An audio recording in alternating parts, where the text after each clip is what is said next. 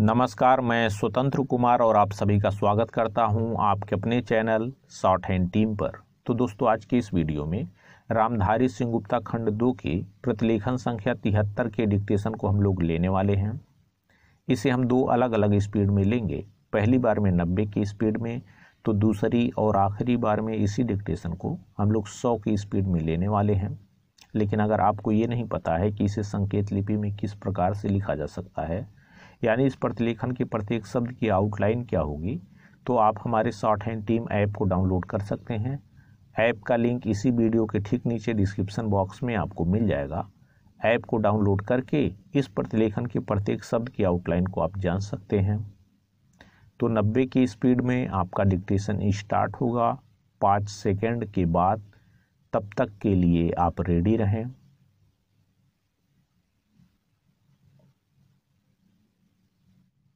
Start.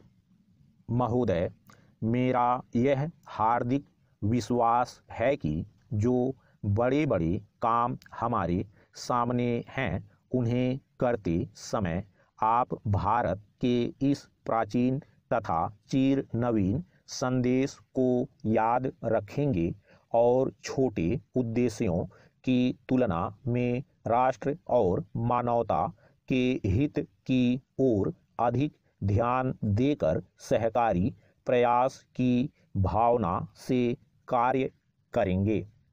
हमें भारत की एकता का अर्थात अपने भावी भाग्य निर्माण के लिए प्रयत्नशील स्वतंत्र लोगों की एकता का निर्माण करना है।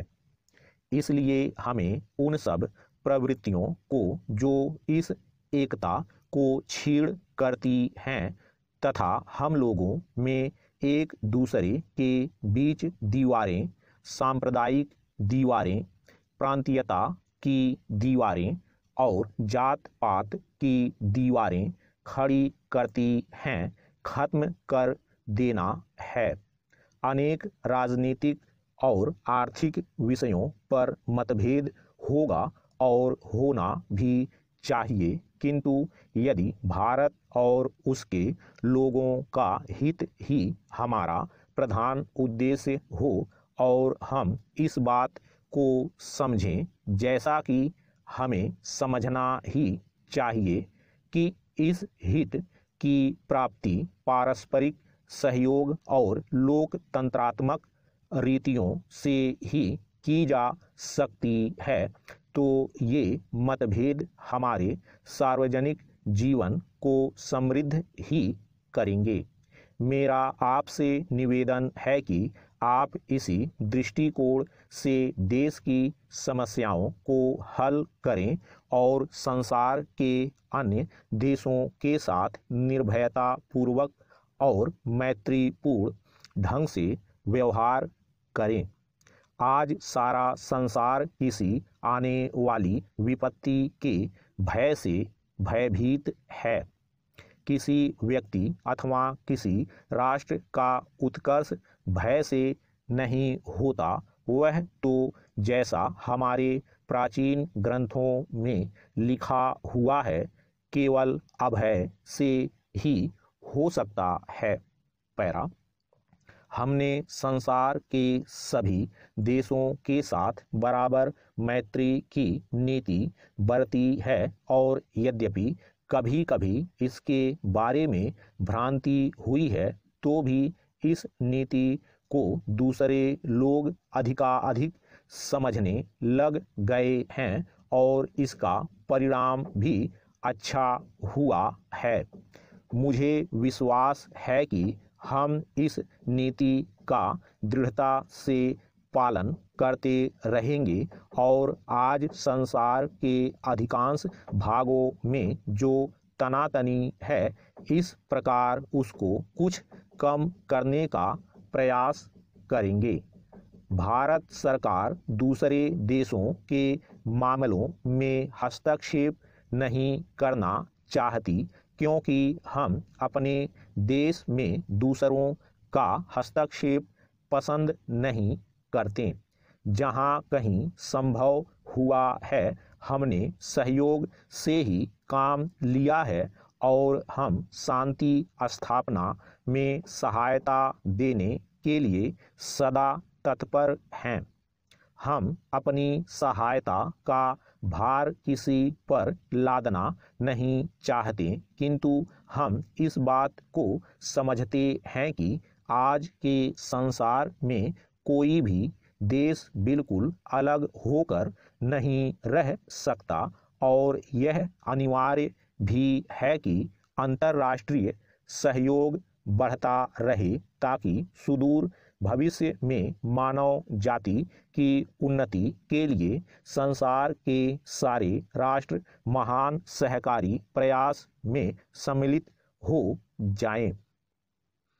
प्रायः 1 वर्ष से कोरिया में विराम संधि स्थापित करने का प्रयत्न किया जा रहा है, जिससे उन बहुतेरी समस्याओं को जिन्होंने सुदूर पूर्व एशिया में उथल पुथल मचवा रखी है, शांतिमय ढंग से निपटाया जा सके।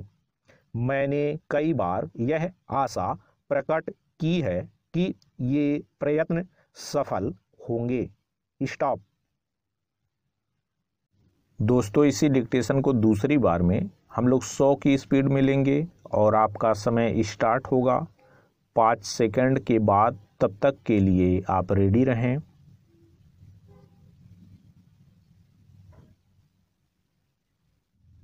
स्टार्ट।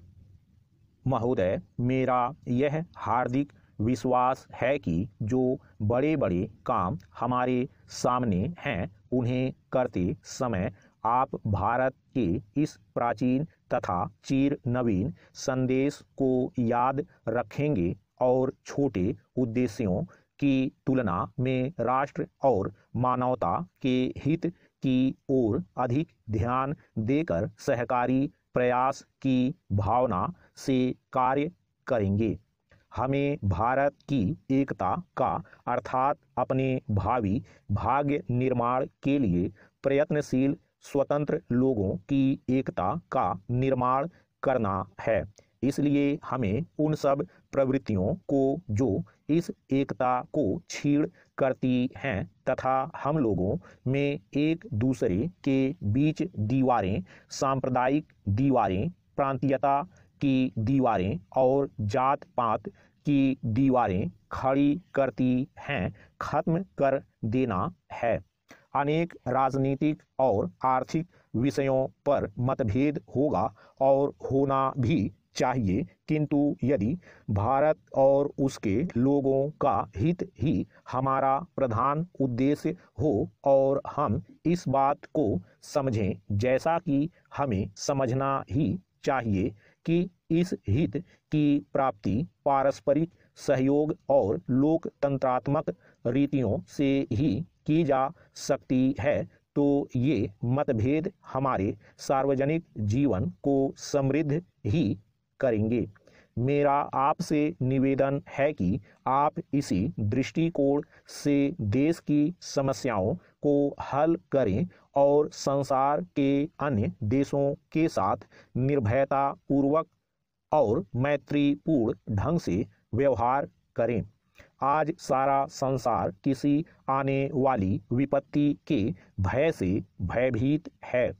किसी व्यक्ति अथवा किसी राष्ट्र का उत्कर्ष भय से नहीं होता, वह तो जैसा हमारे प्राचीन ग्रंथों में लिखा हुआ है केवल अभय से ही हो सकता है। पैरा।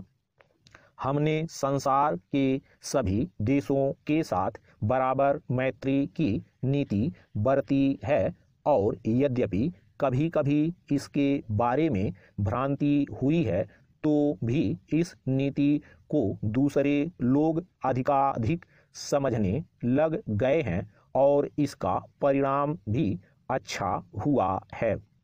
मुझे विश्वास है कि हम इस नीति का दृढ़ता से पालन करते रहेंगे और आज संसार के अधिकांश भागों में जो तनातनी है, इस प्रकार उसको कुछ कम करने का प्रयास करेंगे। भारत सरकार दूसरे देशों के मामलों में हस्तक्षेप नहीं करना चाहती, क्योंकि हम अपने देश में दूसरों का हस्तक्षेप पसंद नहीं करते। जहां कहीं संभव हुआ है, हमने सहयोग से ही काम लिया है और हम शांति स्थापना में सहायता देने के लिए सदा तत्पर हैं।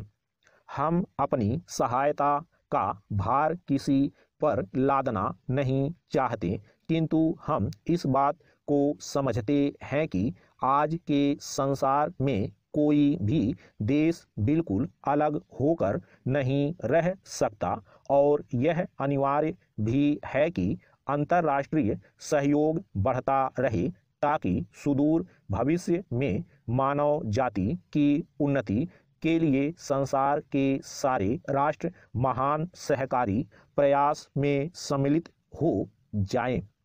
प्रायः 1 वर्ष से कोरिया में विराम संधि स्थापित करने का प्रयत्न किया जा रहा है, जिससे उन बहुतेरी समस्याओं को जिन्होंने सुदूर पूर्व एशिया में उथल पुथल मचवा रखी है, शांतिमय ढंग से निपटाया जा सके। मैंने कई बार यह आशा प्रकट की है कि ये प्रयत्न सफल होंगे। स्टॉप।